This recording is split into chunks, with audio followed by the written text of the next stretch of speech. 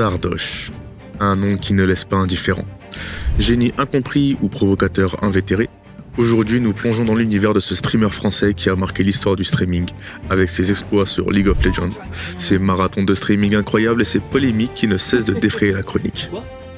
Entre haut et bas, Sardoche a été un personnage central du monde du streaming français. Je suis absolument trop fort. Un modèle de persévérance. Nous sommes promus en challenger, ça fait quand même plaisir. Mais aussi un créateur de controverses à la réputation clivante.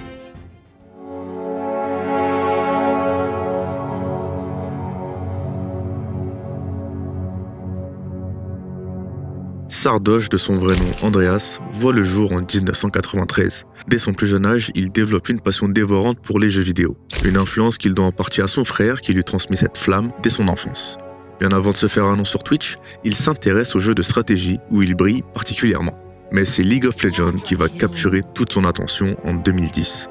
À l'époque, personne ne pouvait imaginer que ce jeune joueur allait un jour devenir une figure incontournable du streaming français. Avant d'arriver sur Twitch, Sardoche expérimente différentes plateformes comme Justin TV et Facebook, où il commence à diffuser ses parties de League of Legends.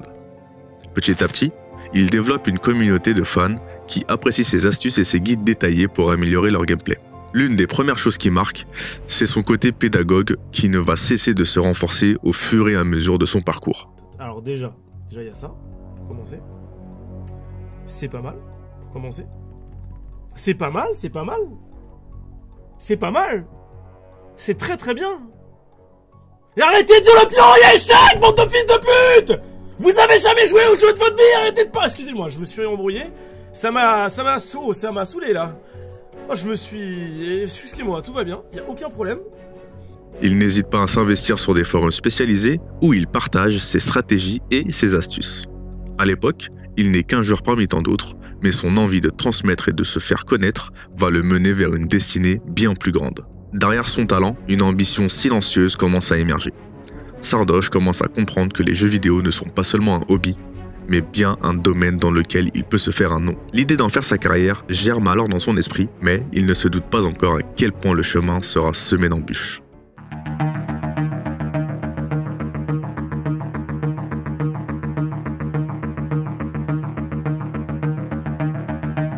« 2013-2014 marque un tournant décisif dans la vie de Sardoche. C'est à ce moment-là qu'il se fait remarquer par la communauté grâce à un concours organisé par Coro Bizarre. Sélectionné parmi les participants, Sardoche fait ses premiers pas dans le monde du streaming avec plus de visibilité et de reconnaissance. À ce moment, Twitch connaît une croissance fulgurante et Sardoche se retrouve au bon endroit, au bon moment.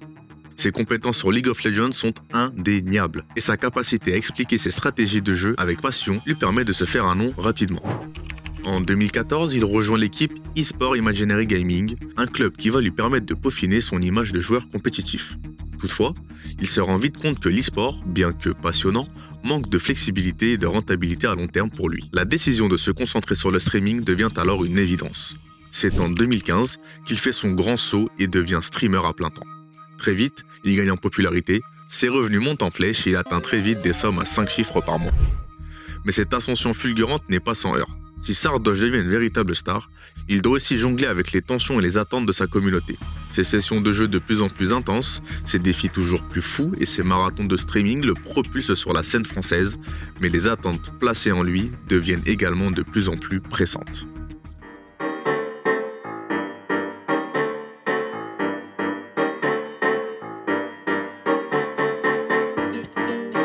Sardoche, dès ses débuts sur Twitch, se distingue par sa capacité à réaliser des marathons de streaming.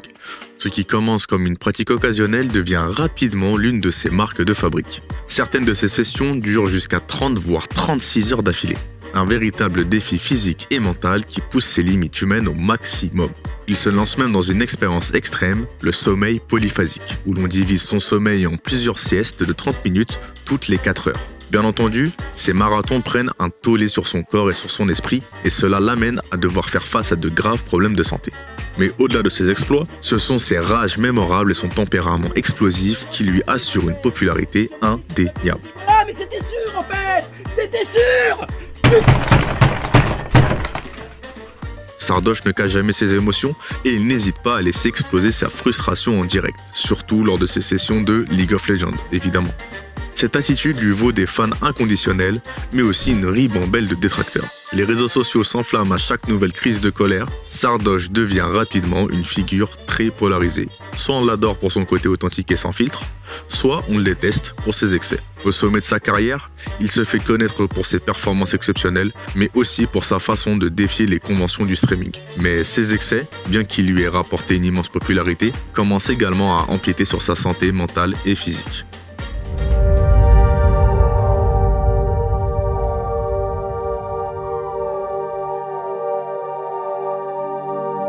Malheureusement, à force de jouer avec le feu, Sardoche se brûle. Ses excès de colère, ses propos parfois virulents et ses comportements extrêmes le placent dans une situation délicate. En 2016, Riot Games, l'éditeur de League of Legends, prend la décision de le bannir définitivement de ses serveurs. Cette sanction, extrêmement rare, empêche Sardoche de diffuser ses parties de LoL sur Twitch, ce qui représente un coup dur dans sa carrière. Ok. On fait quoi après cette fait ban son main compte sur League of Legends? T'en recrées un, mec. Tu remontes des niveaux 30. Cet incident marque un tournant dans sa vie. Sardoche, qui avait construit une grande partie de sa popularité autour de League of Legends, doit faire face à la réalité de la situation.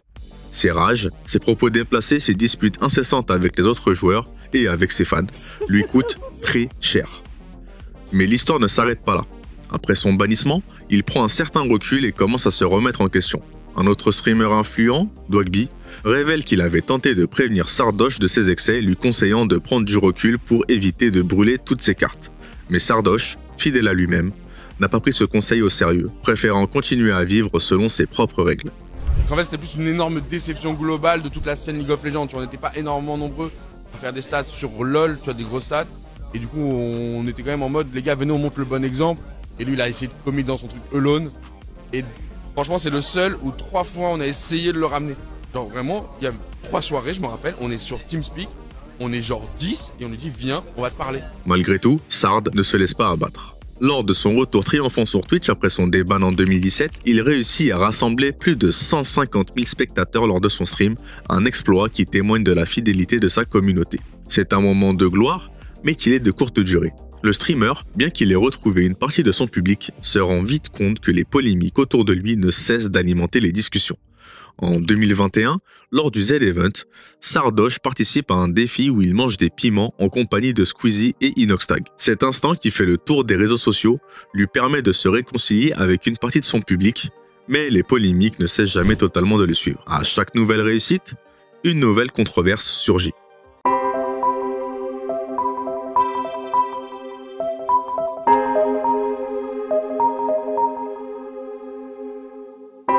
Après la tempête, Sardoche commence à chercher des moyens de se reconstruire. Loin des excès du streaming, il se tourne vers de nouveaux défis. En 2019, il annonce qu'il se lance dans la boxe, un sport qu'il désire pratiquer pour se remettre en forme et retrouver une stabilité physique et mentale. Ses fans, qui le connaissent pour ses exploits en ligne, suivent avec attention cette nouvelle aventure. Bien qu'il ne soit pas un boxeur professionnel, cette reconversion est un moyen pour lui de se réinventer et de mettre de côté les excès du passé.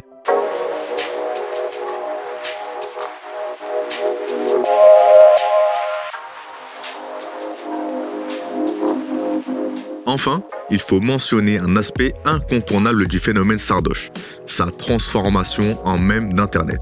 Demi-tour! Tu l'avais! Tu concentres-toi! Concentre-toi! Au fil des années, ses rages mémorables, ses réactions épiques et ses expressions faciales inoubliables sont devenus des éléments récurrents dans la culture d'Internet.